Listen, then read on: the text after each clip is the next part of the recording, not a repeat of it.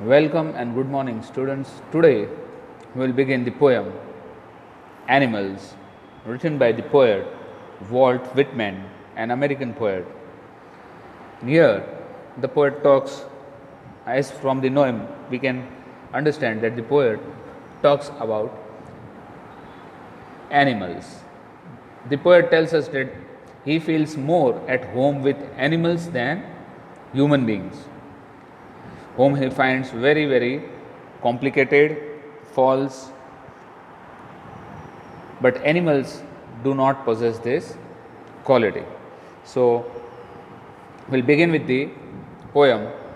Walt Whitman was born on 31st May 1819 in New York.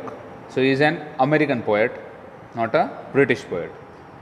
Next is the poem tells us about the lost values of human being. We are the best creation of God, but now humans have forgotten those values, those qualities. Humans are the enemy of other human beings. They destroy humanity, they destroy things which are love, compassion, brotherhood. Everything is destroyed by the human himself. But these types of things, the animals don't possess these things. The animals are true, friendly. So we live in a fake world. We live in a fake world because we try to show, but at heart we are quite different. We live in a fake world where just as people wear a mask, in the same way we are double faced. Many times we behave, we act very decently, but inside we are thinking of something which is evil. We live in a world of discontentment. We are never contented with things, but animals do not have all these qualities. They live a very simple life. They have no rules and they follow no rules. So we'll begin with the poem. I think I could turn and live with animals. They are so placid and self-contained. Placid here means very calm, peaceful.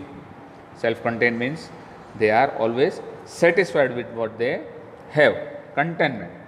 So the poet in the beginning says that he wants to turn to animals and go and live with them. He is fed up of the human beings, the fake world, the fake feelings, emotions of human beings. So the poet says that I think I could turn and live with animals. They are so placid and self-contained. I stand and look at them long and long. So the poet says that when I look at animals, I keep on looking at them, thinking how lucky they are, that they are so peaceful at mind, not compared to human beings who are always restless.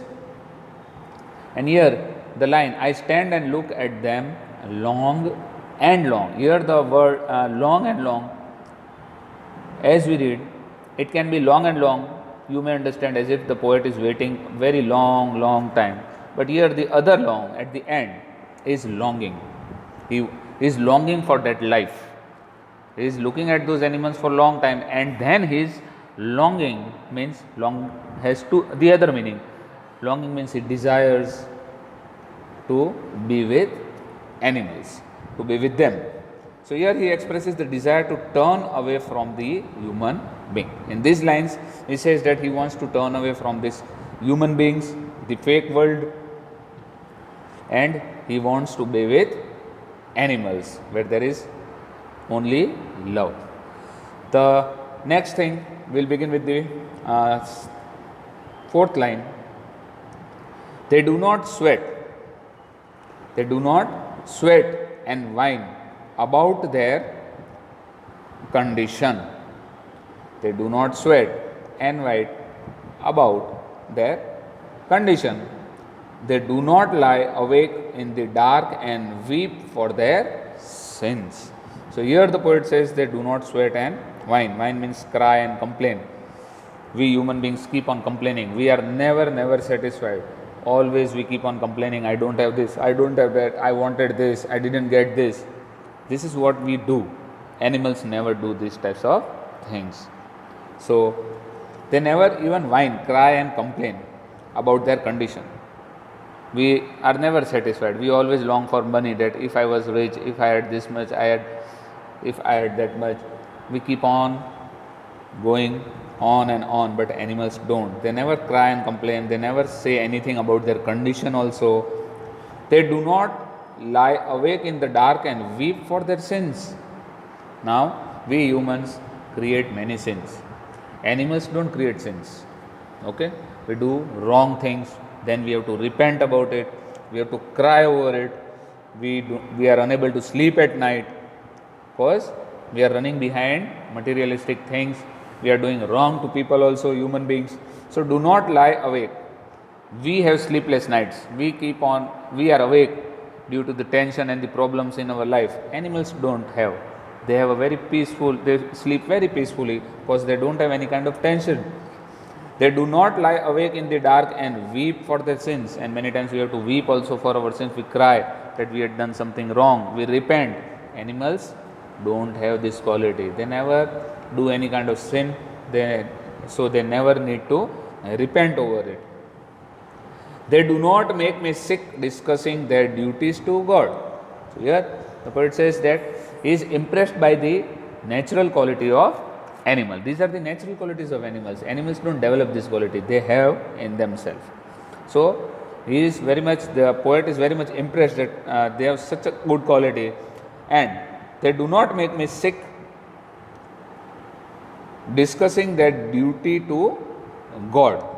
Means they are the animals, we always, human beings, are discussing about God. We have our duty that we have to perform. Animals don't have all those stuff. Animals don't have that kind of stuff. So they are satisfied. They never crave, means they never desire for things. We always keep on desiring. I want this, I want that, as I told you. They are always satisfied with what they have. Many times they do not get food. They are hungry, they go to sleep. They are satisfied. Humans don't go like that. They will commit sin.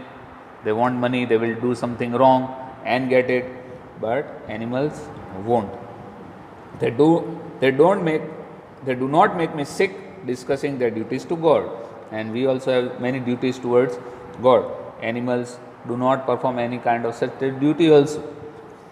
Not one is dissatisfied, not one is demented with the mania of owing things.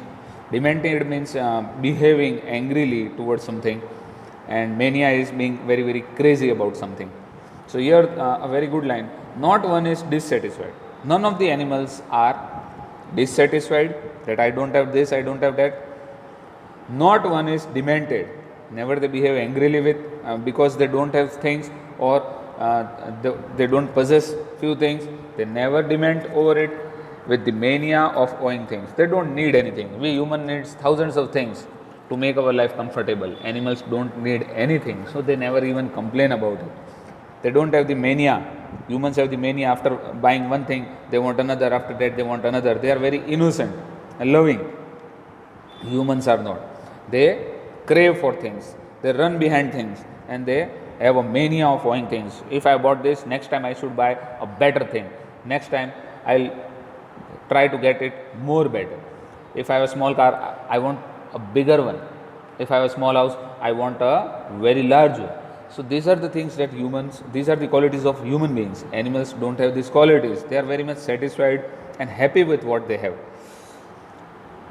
And the mania of owing things, many times it leads to sins, crime that humans create to get those things. If it is not easily available, they will commit a crime, they will commit sins, and they will get what they want.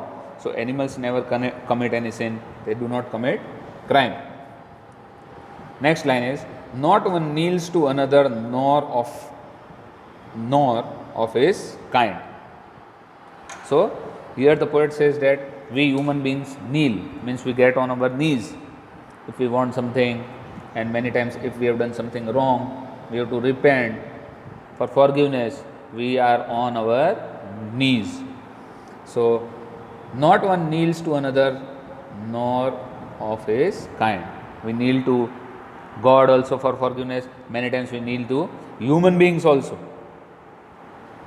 if we have done something wrong. But animals don't even kneel to other animals because they don't commit any kind of wrong things in their life. So they don't need to even ask for any kind of forgiveness.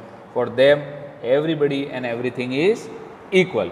All of the animals are equal. In humans, we have lower society, higher society, rich, poor, lots of things, status, everything we have. Animals don't have. All the animals in their family are equal. None of them is rich, none of them is of a high status. So they enjoy the equality that is amongst them. So they don't need to kneel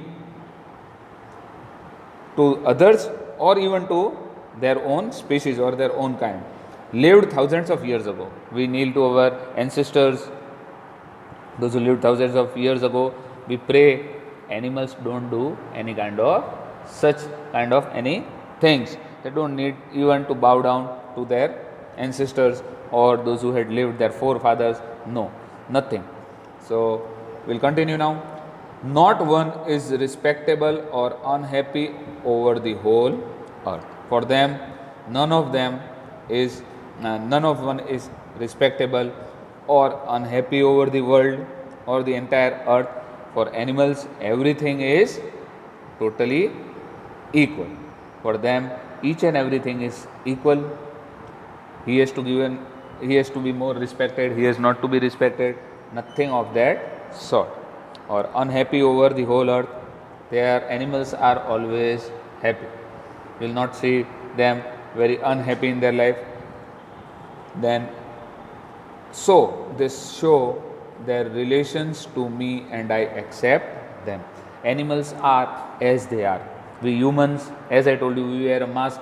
We try to be good to people who are important to us. We don't give importance to those people, those who are not important to us. We don't pay any attention to those people because they are not going to do anything good to you. So we don't even respect them. But where we need people, where we understand that this person or this one is very necessary for me, I can benefit from him, we give them respect, we bow before them. So animals don't do that kind of stuff. So they show their relation to me and I accept them. They are just as they are, as God has created them. They have not changed. They are just as they are, and that is what the poet likes about them. The poet likes how the animals are created, and they don't have any fake relation or feelings in their heart. They bring me token of myself. They evince them plainly in their possession. Your token means here symbolizes virtues and all the things that we possess. So they bring me the token of myself. They remind me about it. The animals, actually humans have forgotten those qualities. Love, kindness, all these things humans have forgotten. The poet says that animal reminds me of these qualities that the human beings have actually lost. The human beings have lost all these qualities. Human beings are the one who possess these qualities, but now in this materialistic world, human has forgotten everything. The animals are the ones who are reminding me.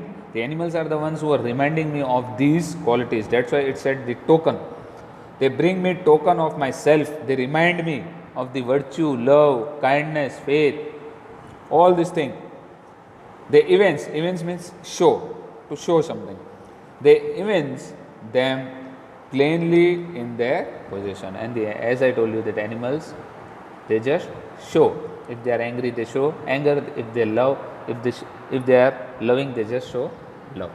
So they don't have any fake things in their life. They just keep as they are. So here the poet says that they evince, means they show them plainly in their possessions. What they have to show, not like human beings. They keep on hiding things. I wonder where they get those tokens. Now the poet is saying, I wonder from where do they get these tokens. Again, the tokens, as I tell you, it symbolizes virtues, love, kindness, everything. So the poet is wondering that from where did they get all these qualities. Animals, you beat them up, then too they will always love you. So whatever you do to them, they will forget and they will be as they are. So I wonder where they get those tokens. The poet says, I wonder from where do they get these beautiful qualities which the actually human possess. Did I pass them way huge time ago and negligently dropped them? Negligently means very carelessly. It comes from the word negligence.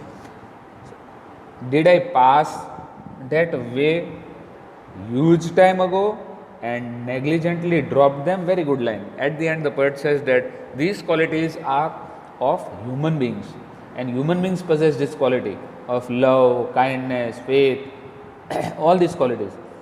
The poet at the end says that maybe I had dropped, or we humans actually have dropped these qualities.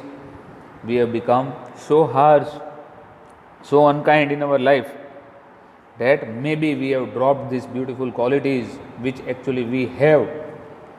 We have dropped those qualities long way back by negligence, means by carelessness. We have dropped these beautiful qualities, and animals have accepted these qualities. So they have these qualities in them, and we have lost those beautiful things from our life. This is what the poet means in the last line. All the good stuff we have lost, we have thrown away by our own carelessness. But who gathered those qualities back? The animals did gathered those qualities, and still they have those qualities in them. They have not left it. So this is what the poet says, I stand for not only the poet or the narrator, but for human being in general. Here in the last two lines he has used I. As I told you that I does, the poet is not saying for himself, but he is telling from the entire human race. So this is the end of the poem. It is from the Song of Myself in Leaves of Grass, poem from the collection of poems Song of Myself by Walt Whitman. And this is also one of the things, the modesty, contentment, innocence, selflessness.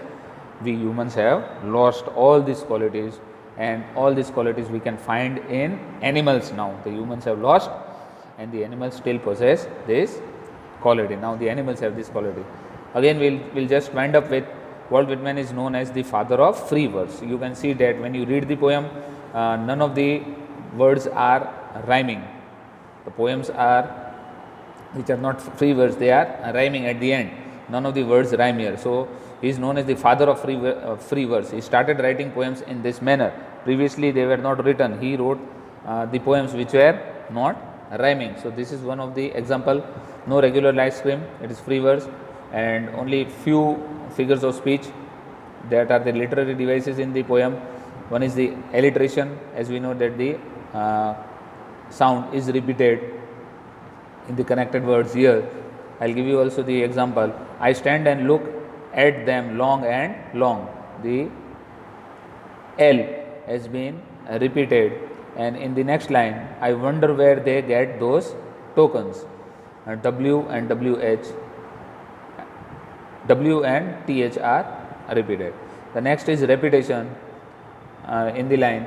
As I told you, I stand and look at them long and long. They emphasize the length of the time of the poet to look at the elements. So long and long words are repeated. We have also metaphor. It is comparison between two things that aren't alike but have something in common. Means here as and like is not used in the comparison. Which is the example? They bring me token of myself. Here it is for the human quality of the innocence, modesty and contentment. that are the tokens. The comparison is indirect without the word of comparison, means these are the qualities, but none of the places where as or like is used in the comparison. So, it is metaphor. One more figure of speech, that is the anaphor. Now, anaphora is the figure of speech where you will see the repetition or at the beginning of the clause or the sentence of the poem. The beginning of the line, there is a repetition of the same words, that is known as anaphor. It is a bit different from repetition.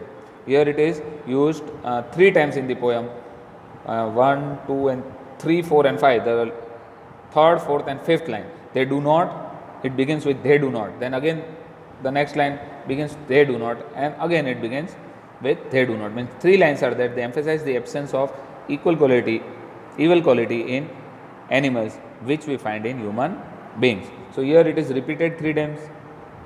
Pun. As we know what is pun. Pun is also a figure of speech. It is a literary device, a figure of speech in which the poet plays upon a word. At the same time, it creates humorous and rhetorical effect.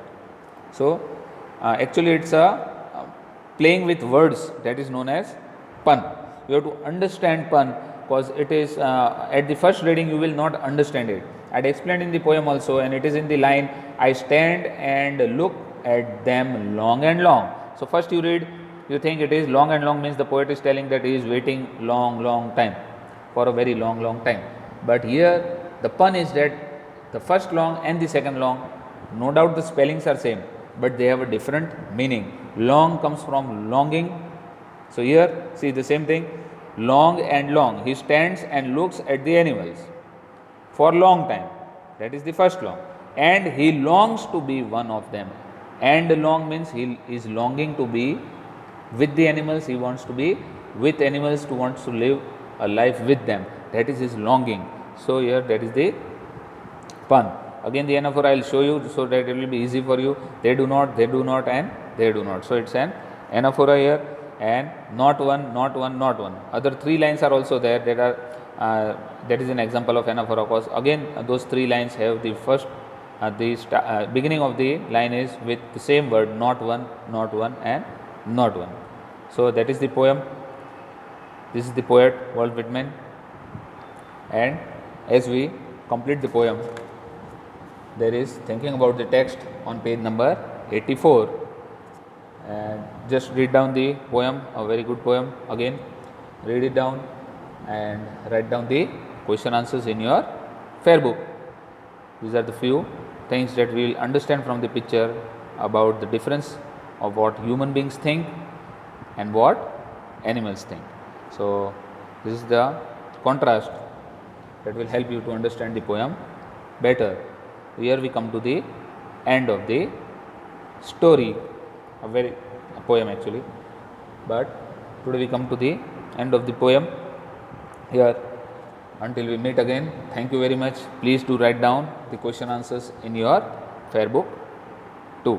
Thank you very much.